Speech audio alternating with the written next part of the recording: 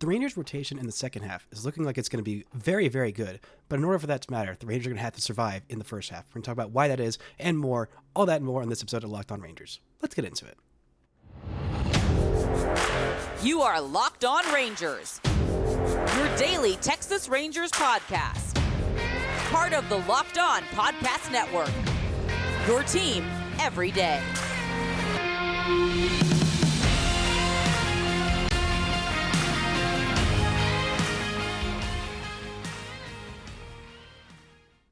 You are locked on to the World Series champion Texas Rangers. I'm Bryce Patrick, a cripplingly addicted Texas Rangers fan covering this team for 10 seasons, including all 5 as the founder and host of this podcast. Thank you all so much for making Locked On Rangers your first listen every single day. If you're not already, you can follow me on Twitter at Bryce Patrick. You can follow the show at Locked On Rangers. Hit subscribe on your favorite podcasting platform and on YouTube, where the best way you can help grow the show is to comment nearly any single thing below. Now, before we get into this episode, today's show is brought to you by FanDuel. Make every moment more. Right now, new customers get $150 in bonus bets with any winning $5 moneyline bet. That's $150 if your team wins. Visit FanDuel.com/lockedon to get started.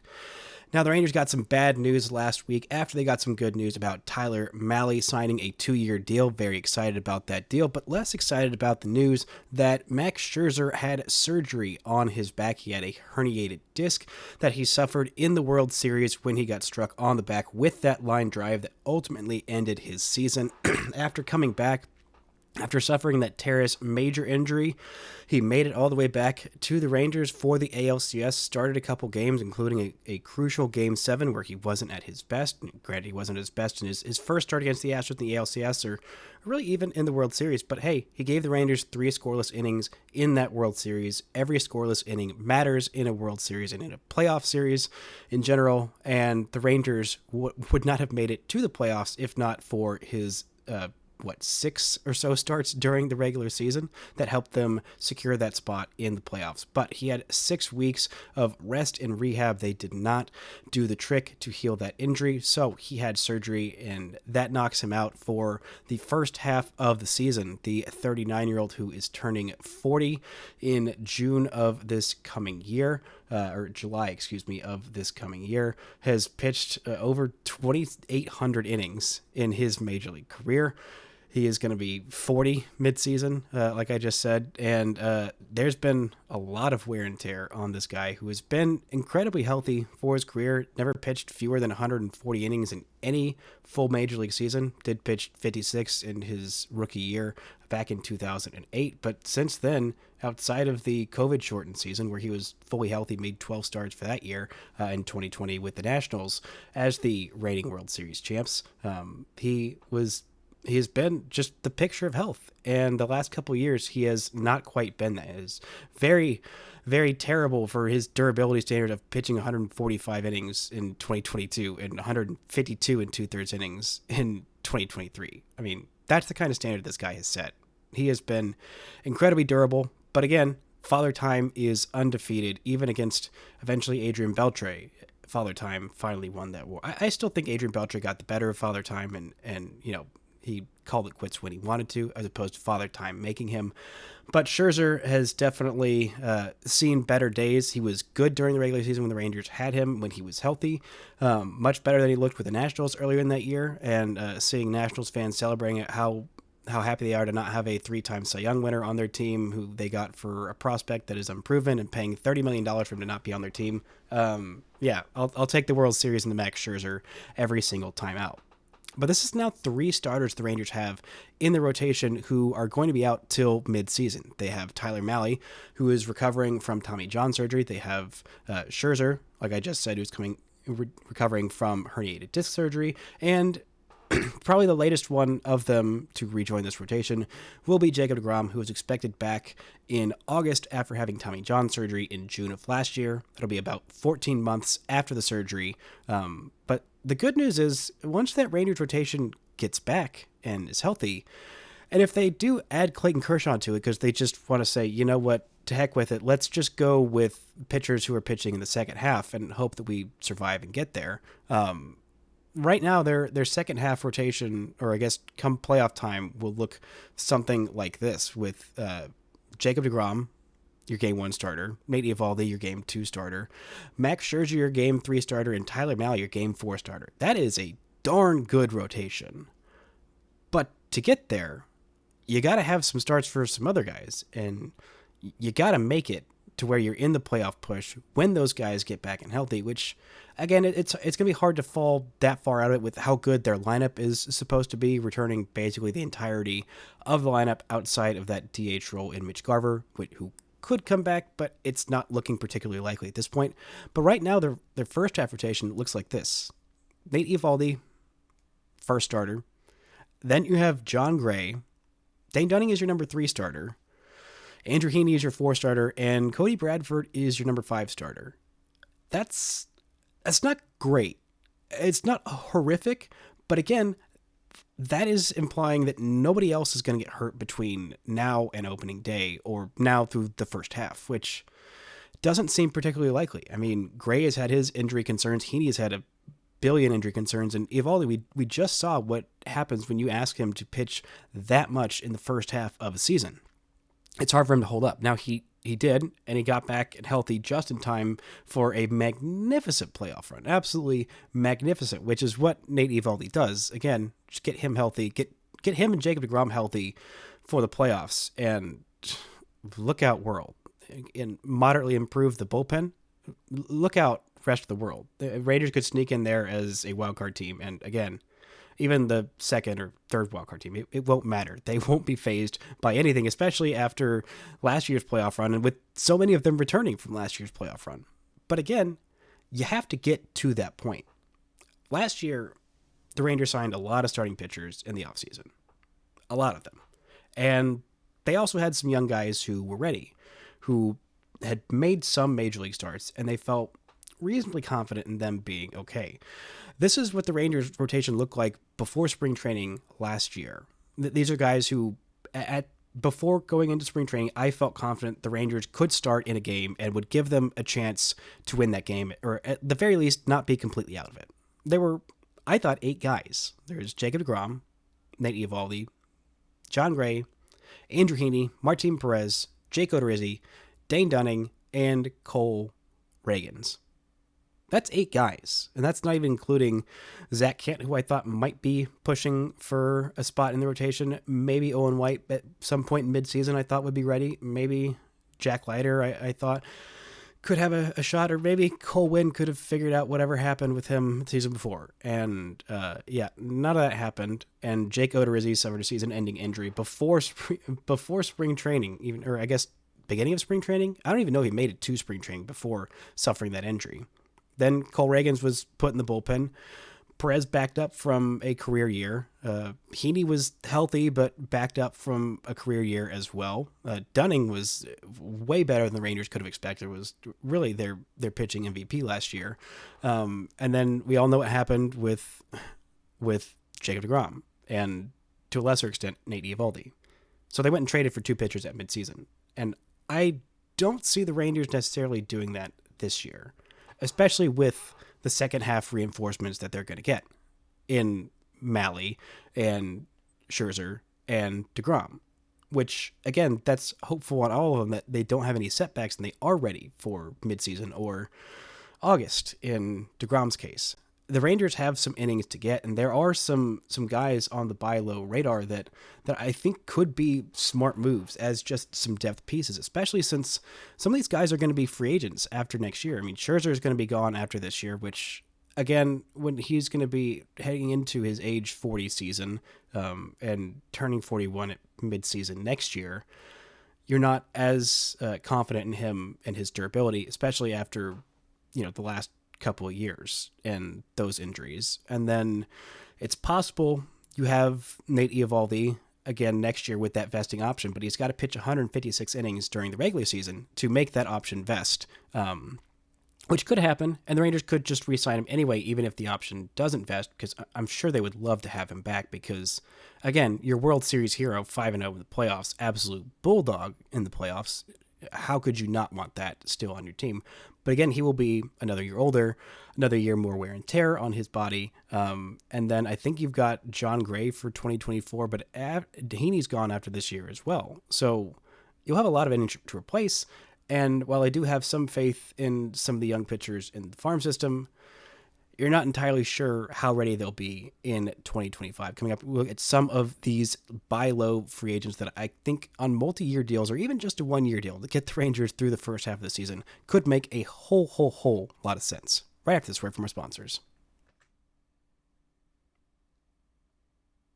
This episode is brought to you by FanDuel. Score early this NFL season with FanDuel, America's #1 sportsbook. Right now, new customers get $150 in bonus bets with any winning $5 moneyline bet. It's $150 if your team wins. If you've been thinking about joining FanDuel, there is no better time to get in on the action.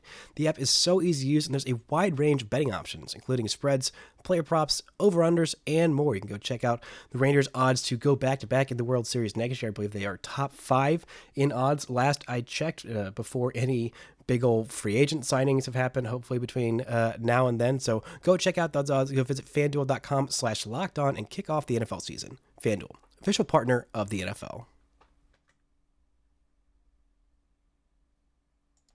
Now, the Rangers need some innings eaten in the first half of their season, and as much as I love Cody Bradford, the hometown kid, giving him an everyday spot in the rotation at the start of next year doesn't feel like the best move. I think there is a possibility that he could be okay, but if he does earn that spot in the rotation, I would want him to, have a little bit more competition out of spring training than at this point. It's just kind of going to be handed to him because right now the Rangers' first half rotation, the depth behind Bradford as your number 5 starter is, maybe it's Zach Kent, Owen White, Cole Winn, and Jack Leiter. Those are your next few options who have combined for 0 starts in their major league careers and have combined for 4 major league innings. Those are all by Owen White, who had an 11.25 ERA, which again I think is unfair to him and how good I thought he was in those innings. But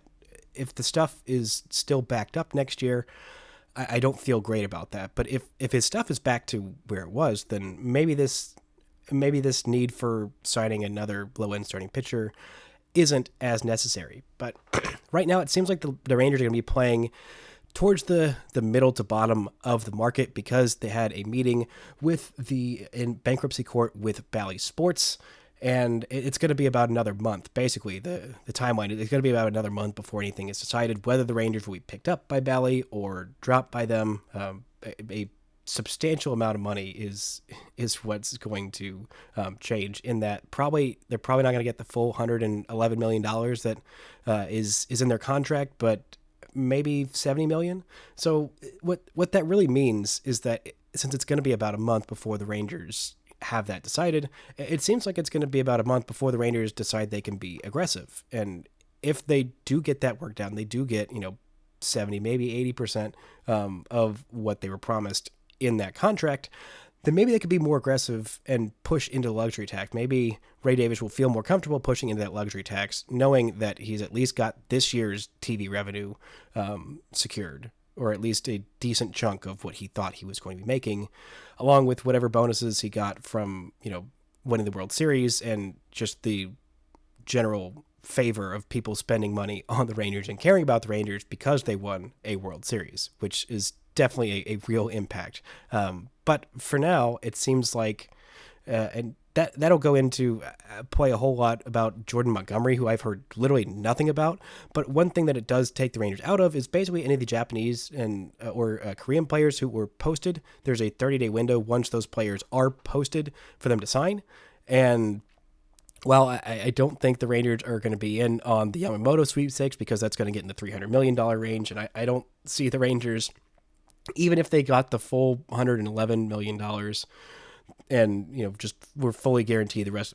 Well, if they were guaranteed the rest of their TV rights for the rest of that deal, then I would see them getting in that range. But that's not going to happen. And I'm pretty sure Bally is going to fall apart within the next 5 years. So, I don't see that happening for the Rangers to go jump into that sweepstakes. But a guy who I was really looking at is Shota Imanaga, who is a left-handed starting pitcher from Japan. He was posted I believe the 26th of November, but basically his posting window, the 30 days that he has to negotiate with teams, a major league deal, that's going to be closed right around Christmas, which is the Rangers situation with Bally is not going to be closed up by then. So I don't expect them to be players on that. But Jordan Montgomery, who I've heard literally nothing about, the reunion makes sense for Montgomery, for the Rangers. And if he just keeps on holding out and these other free agent negotiations, there's still a bunch of other pitchers that are on the market. If Snell still hasn't signed by, mid-January, which I think is when this is going to have some kind of resolution, and the Rangers do have that influx of cash, and I think that a reunion makes sense. But if Monty doesn't want to wait around, which it seems like he's perfectly content to wait around because there have been literally no rumors about meetings or anything in weeks. I feel like the last that I heard on that front was there were 3 teams that were interested. It was all the 3 teams that he's played for, the Rangers, the Yankees, and the Cardinals. And the Cardinals signed like 17 pitchers, and the Yankees traded for Juan Soto and are going to go try and sign Yamamoto. And if they do, then I don't see them also dishing out however many $100+ million for Jordan Montgomery as well.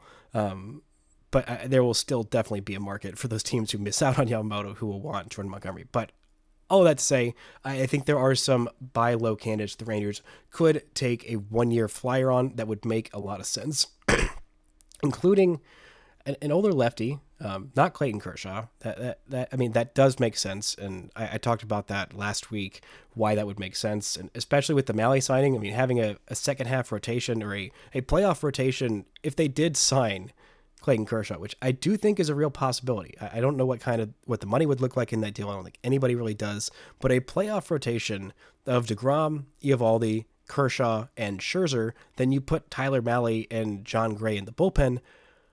Whoo boy, back-to-back's looking real nice for the Rangers. Or maybe you put Kershaw in the pen because you don't trust him in the playoffs for whatever reason. I do, but still. I think some of these buy low candidates, a reunion with Martin Perez. Don't yell at me. Please don't yell at me. I know what Martin Perez was last year. He was a solid, serviceable starting pitcher. And the hatred and the just general disdain of Martin Perez was very upsetting for what he did for the Rangers in 2022. And he wasn't that bad in 2023. Everyone was just like, oh, he's making $19 million, so therefore he must be bad. No, the reason he was making $19 million because at the point where the Rangers signed him or offered him that qualifying offer, which was what it was to retain him, they had not signed any of the 17 starting pitchers that they had signed. Their rotation heading into the next year, heading into 2023, was John Gray, Dane Dunning, and Glenn Otto, followed by who knows what. So they really needed Martin Perez at that point. And on a $8 million or $10 million deal for 1 year to eat up innings in the first half and then move to the bullpen and be more of that long reliever, that's a solid deal. That's a solid deal for the Rangers. Another guy who makes sense, I think Hyunjin Ryu would be a really, really solid signing for the Rangers. He's been very durable. He is going to be turning 37 next year. I think that deal just makes sense for the Rangers, a guy who you can count on to be solid. Not great, but fine. I mean, he's proven at points that he has been great.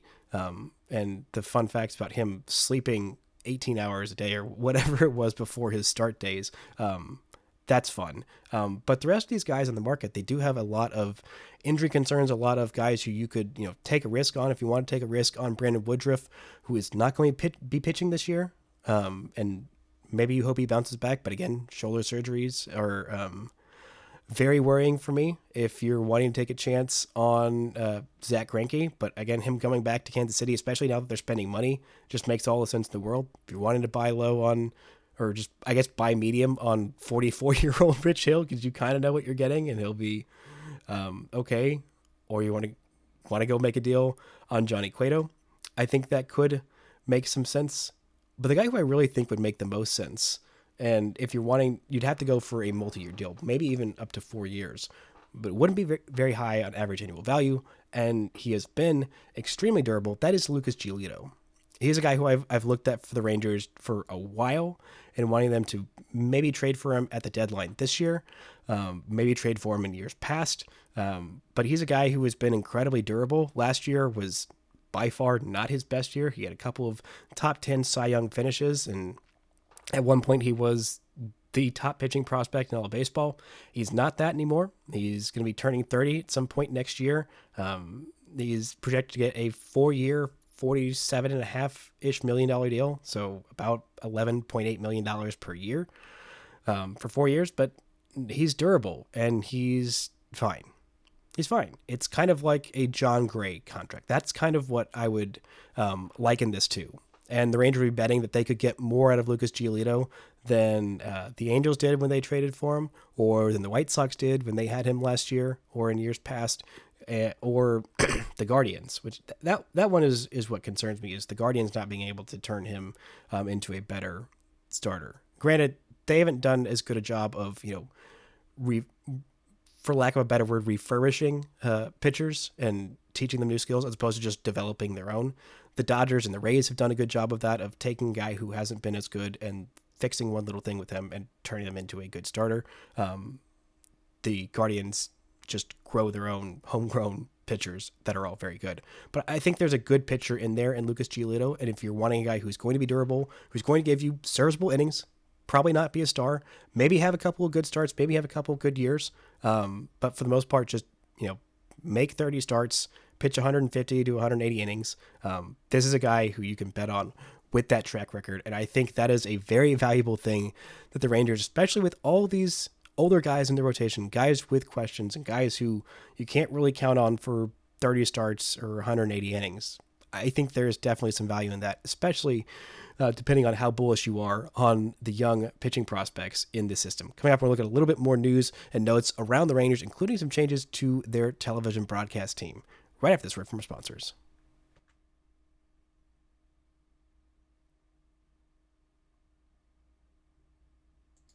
The Rangers broadcast will look a little bit different next year with a new color analyst on the team.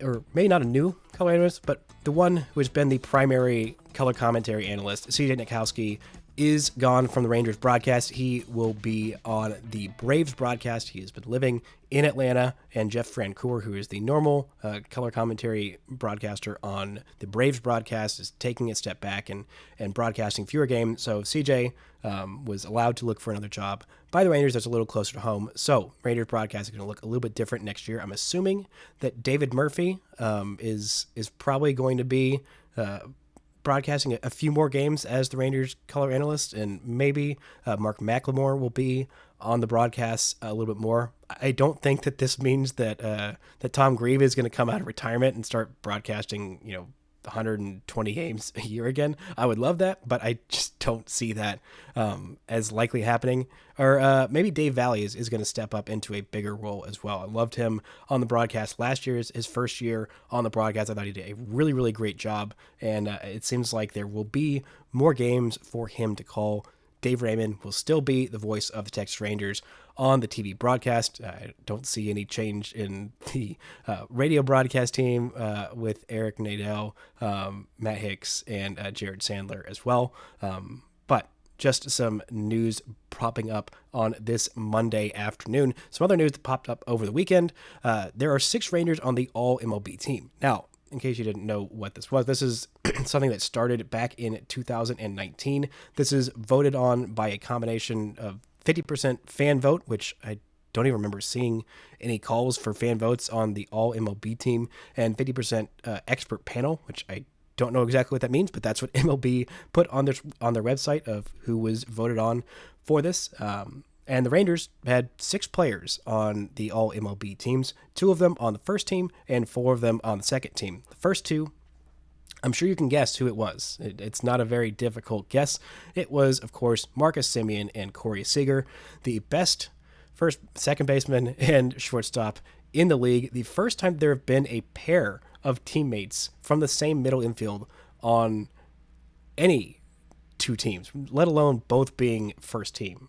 Like when I said the Rangers had the best middle infield in all of baseball when they signed Seager and Semien, I meant it, and this is empirical proof.